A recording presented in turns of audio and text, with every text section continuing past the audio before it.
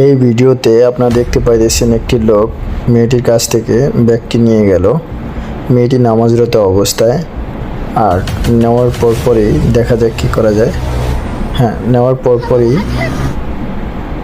Pocket থেকে কিছু টাকা বের করলো এবং টাকাগুলো আবার ব্যাগটির ভিতরে রেখে দিল। রাখার পরে পুনরায় আবার জায়গায় চলে এসে ব্যাগটি রেখে গেল। মেয়েটি নামাজ শেষ করলো। অতঃপর জায়নামাজটি হাতে নিল, সাথে সাথে ব্যাগটিও হাতে নিয়ে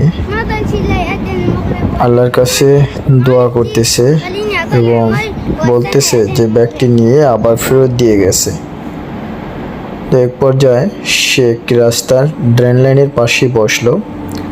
বসার পরপরেই দেখুন সে তার নিজের ব্যাগটিকে খুলতে লাগলো। খোলার